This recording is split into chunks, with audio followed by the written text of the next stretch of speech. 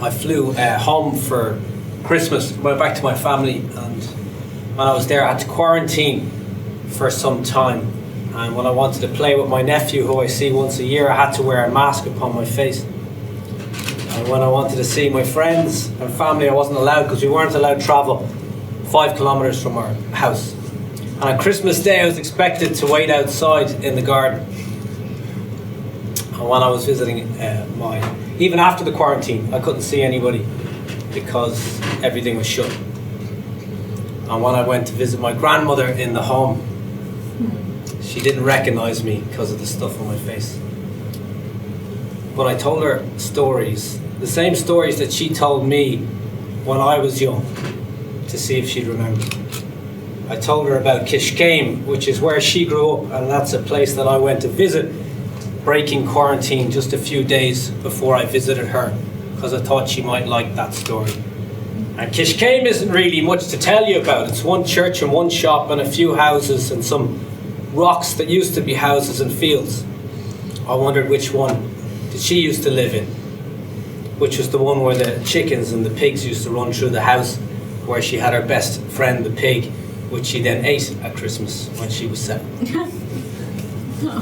I didn't know which one it was, but I knew that our family had gone back to 1601. We were landowners under the name of Tygo Murtuk, or in today's language, Timothy Murphy. And Tygo Murtuk had 14 sons and one hell of a wife. And he joined the O'Donnell clan, who combined with the O'Neill clan from the north to fight the English when they came. And it was the biggest battle that ever happened in Ireland. It's the biggest battle of all time, and this was the one that would decide the future of Ireland, and it was really, really close.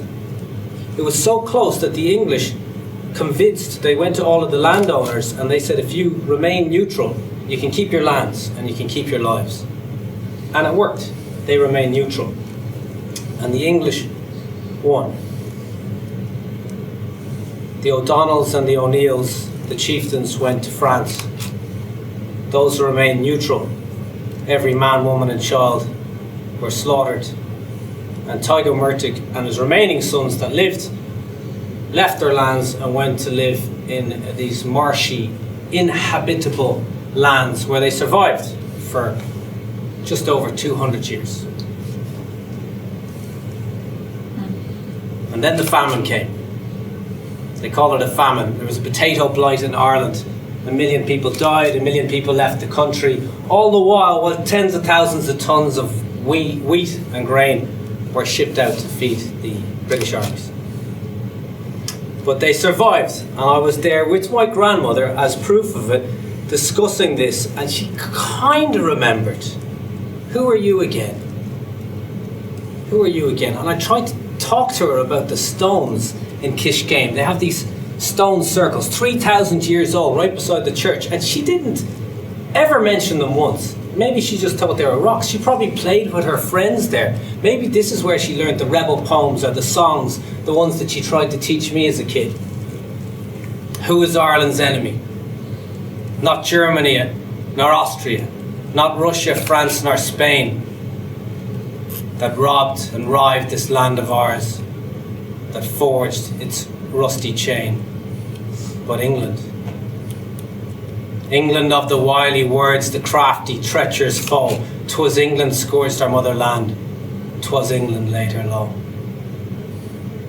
And then she'd laugh. Oh, but sure, we're all friends now. And I'd say, well, if we're all friends, Granny, I'm going to marry a Protestant. Well, she won't be coming into my house for tea.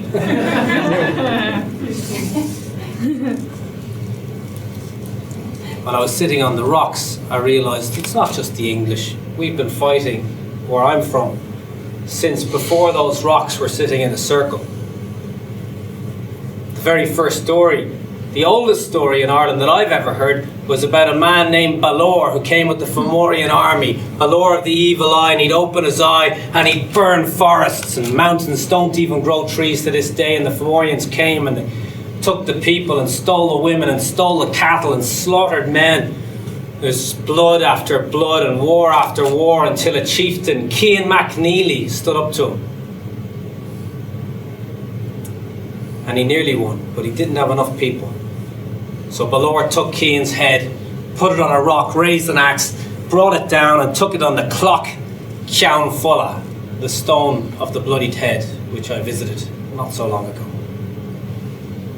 And the war didn't end there, I was trying to tell Granny, and she pretended that she remembered what I was talking about. But I don't think she did. Because then the son of Cian McAneely, Lugh, stood at the fort of King Nua, and he said, "Let me in, I am Lugh of the Long Arm." "Oh, where are you now? You want to come and visit the king?" "I sure we'll just open the fort and let you in. You can come in and have dinner with the king." But they didn't open the door. You can only come in here if you have a skill that no other man has, they said. And he goes, "I can be a champion." "Oh, a champion? You want to be a champion?" "Oh, yeah. Sure, you can fight Ogma." "I'd say you'd make a better bed companion than a champion." And they mocked him for a while, and he said, "I can be a magician. I can be a spear maker. I can make weapons. I can make silver. I can make jewelry. I can play the harp. I can be a singer. I can be a storyteller. I'll be the bard." We have all of those. "I'll do whatever you want. I'll make the food. I'll carry the cups of wine for the king. Let me in." And they wouldn't let him in. And he said, "Okay, I'll tell you what. If you have one man in here who can do all the things I said, I'll walk away and I won't come back. But otherwise, tell King Nua, let me in and let me serve this land." He went to the king. The king was fascinated by anybody who could have the audacity to claim that one person could do so many skills. And so they tested him. They sent out the best chess player, and he won 9 times in a row. And then they sent Ogma, and Ogma picked up a rock and he threw the rock out, and Lugh caught the rock and he threw it back nearly just as far. He's got brains and he's got strength. Open the doors. And they let him in. And he told stories. Stories that made people smile in here. He played the harp, and there was a silence so powerful that the only thing you could hear was the sound of tears rolling down the faces of men. And in one of these silences, King Nua did something that maybe no other king had ever done before. He lifted up his crown, and he went to place it on the head of Lugh. And as the soldiers stood to protest, he said, "Stop, it's okay. It has been foretold that a man will come with the skills that can unite all people on this land, and we will be free." And he took the crown and put it on the head of Lugh.